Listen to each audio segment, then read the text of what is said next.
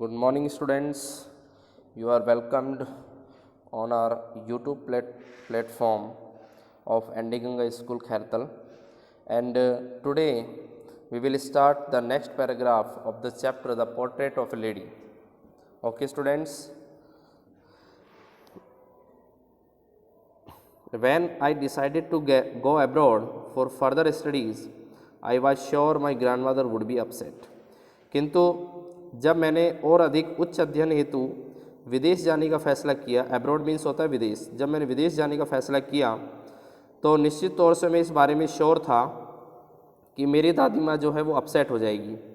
I would be away for 5 years. मुझे 5 सालों के लिए जाना था. And her age one could never tell. उनकी उम्र में कोई भी इस बात को नहीं बता सकता था. But my grand mother could. किंतु मेरी दादी माँ इस बात को जाहिर कर सकती थी. She was not even sentimental. वो किसी भी प्रकार से भावुक नहीं हुई. सेंटिमेंटल मीन्स होता है भावुक. She came to leave me at the railway station. और मुझे रेलवे स्टेशन पर छोड़ने आई. But did not talk or show any emotion. किंतु ना ही उन्होंने बात की और ना ही किसी तरीके की कोई भावना या भावनात्मक गंभीरता अपने चेहरे पर दिखाई. हर लिप्स मूव्ड इन प्रेयर. उनके होठ जैसे कि प्रार्थना के सुर गा रहे हों. Her mind was lost in prayer. उनका मस्तिष्क जो था वो प्रार्थना में खोया हुआ था. हर fingers were busy telling the beads of a rosary. और उसकी उंगलियां जो थी वो माला को फेरने में लगी हुई थी. Silently she kissed my forehead. और उसके बाद उन्होंने मेरे माथे पर चुंबन किया. And when I left I caressed the moist imprint as perhaps the last sign of physical contact between us. किंतु जब मैं वहाँ से चला तो मैंने उनके मॉइस्ट इम्प्रिंट को, मॉइस्ट इम्प्रिंट का मतलब होता है जिसको हम बोल सकते हैं नमी भरी छाप, यानी कि ऐसी छाप जो कभी मिटने वाली नहीं थी. तो मैंने उनकी मॉइस्ट इम्प्रिंट को कैरिस्ट मतलब संभाल कर रखा, यानी कि संजोए रखा. परहैप्स शायद the last sign of physical contact between us, एक भौतिक संबंध के रूप में जो मेरे और मेरी दादी माँ के बीच में हुए थे. यानी कि मेरी दादी माँ ने जब मेरे माथे पर चुंबन किया तो उस चुंबन की नमी भरी छाप मैं नहीं भूल सकता था. Okay students, next.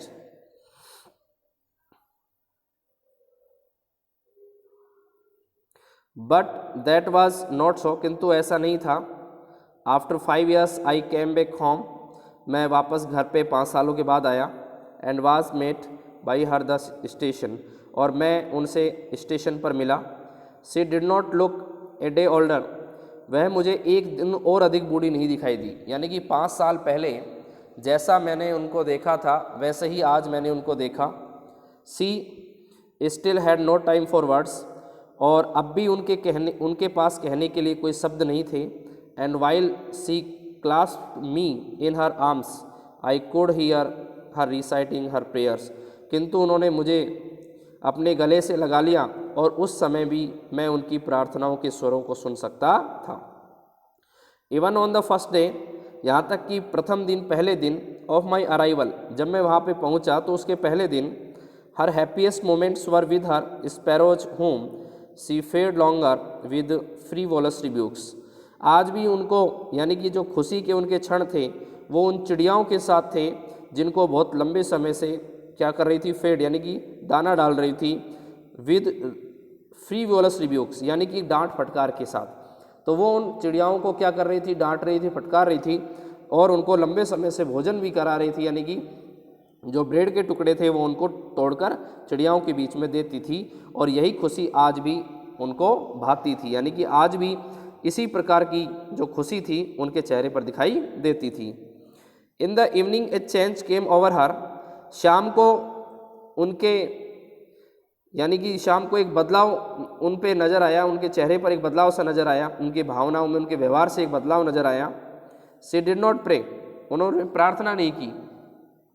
She collected the women of the neighbourhood. और उन्होंने पड़ोस की जो भी महिलाएं थी, नेबरहुड यानी कि पड़ोस की जो भी महिलाएं थी, पड़ोस की महिलाओं को उन्होंने क्या किया, एकत्रित किया. Got an old drum and started to sing. और उन्होंने एक पुराने ड्रम की व्यवस्था की और गाना शुरू कर दिया. For several hours she thumped the sagging. और वह जोर जोर से, यानी कि कई घंटों तक अब आपको पता है कि जब उसने देखा कि इनका व्यवहार बड़ा अजीब सा है, पड़ोस की महिलाओं को उन्होंने एकत्रित कर लिया, और पड़ोस की महिलाओं को एकत्रित करने के बाद उन्होंने एक ड्रम की व्यवस्था की, और ड्रम की व्यवस्था करने के बाद उन्होंने क्या किया, गाना गाना शुरू कर दिया। ठीक है। For several hours she thumped the sagging, और उसके बाद कई घंटों तक उन्होंने उस सेगिंग का मतलब होता है जो जर्जर होती है। कैसी होती है? जर्जर। ठीक है, जो जर्जर होती है यानी कि जिसकी अवस्था बेकार होती है। अब जर्जर किसके लिए आया देखते हैं। तो for several hours she thumped the sagging skins of the dilapidated drum, और उन्होंने यानी कि जो जर्जर अवस्था के अंदर जो ढोलक थी उसकी ढीली ढाली चमड़ी को, कैसी चमड़ी? स्किन्स ऑफ द डायलापेटेड ड्रम, यानी कि जो ढीली ढाली उसकी चमड़ी थी उसको उन्होंने पीटना चालू रखा। And saying for the home coming of warriors, और उन्होंने योद्धाओं को घर आने के लिए गाना गाना चालू कर दिया। यानी कि यानी जो योद्धा थे, जो वॉरियर्स थे, वो अपने गाने के माध्यम से कह रही थी कि वो योद्धा जो जा चुके हैं उनके घर वापसी आने की खुशी में क्या कर रही थी? वो गाना गा रही थी। अब उनके लिए योद्धा कौन हुआ? उनका पोता। तो उसके लिए, उसकी खुशी में उन्होंने गाना गाना चालू कर दिया था, और कह रही थी कि जो योद्धा जा चुके हैं कि वो वापस आ जाएं, वो वापस आ जाएं। We had to persuade her to stop to avoid overstraining, और हमने उनको रोकने का प्रयास किया। यानी कि वो बहुत ज़्यादा इतनी व्यस्त हो गई थी गाना गाने में, ढोलक बजाने में, कि हमने उनको क्या किया कि कहीं उनको ज़रूरत से ज़्यादा, ओवर स्ट्रेनिंग का मतलब होता है ज़रूरत से ज़्यादा कहीं मानसिक तनाव ना आ जाए, उनसे बचाने के लिए, अवॉइड का मतलब बचाने के लिए उनको हमने क्या किया? रोकने का प्रयास किया। That was the first time since I had known her that she did not pray, और मैंने उनको पहली बार इस अवस्था में देखा कि उन्होंने पहली बार किसी भी तरीके से प्रार्थना का ध्यान नहीं किया। मतलब प्रार्थना के स्वर जो उनके मुख से निकलते रहते थे, प्रार्थना के जो स्वर उनके मुख से निकलते रहते थे, उन प्रार्थनाओं के स्वर आज उनके मुख से नहीं सुनाई दे रहे थे। The next morning she was taken ill, वह अगले दिन, अगली सुबह बीमार हो गई। It was a mild fever, उनको भयंकर बुखार आ गया, ज्वारी बुखार जिसको बोलते हैं, ज्वर बुखार, तेज बुखार। The doctor told us, doctor ने हमें बताया दैट इट वुड गो, कि अब इनका अंतिम समय आ गया है, अब ये जाने वाली हैं। But my grand mother thought differently, किंतु मेरी दादी माँ ने अलग तरीके से सोचा। सी told us that her and was near, उन्होंने हमें बताया कि उनका अंत नज़दीक है। सी सेड दैट, और उन्होंने कहा कि since only a few hours before the close of the last chapter of her life, और उन्होंने कहा कि वह केवल अपने इन घंटों के अंदर अपने अंतिम अध्याय में क्या करना भूल गई? यानी कि प्रार्थना करना भूल गई। कुछ क्षण के लिए उन्होंने प्रार्थना को भुला दिया था। नेक्स्ट है she had omitted to pray, और उसके बाद उन्होंने क्या कहा कि वह प्रार्थना करना भूल गई थी। She was not going to waste any more time talking to us, और वह हमसे बात करके, हमसे अधिक बात करके अपने अंतिम समय को व्यर्थ नहीं यानी कि बिताना चाहती थी, व्यर्थ नहीं करना चाहती थी। वी प्रोटेस्टेड, हमने उनका विरोध किया। But she ignored our protest, किंतु उन्होंने हमारे विरोधों को नकार दिया। यानी कि हमारे विरोध का, हम जो विरोध दादी माँ से कर रही थी इस बात का, वो उन्होंने क्या किया? उनकी उपेक्षाएं कर दी, उन पर कोई ध्यान नहीं दिया। सी ले पीसफुली, वह शांति से लेट गई। In bed praying and telling her beads, यानी कि अब भी वो बेड पर क्या कर रही थी? लेटे लेटे प्रार्थना कर रही थी, और जो माला थी उनको, माला को वो फेर रही थी।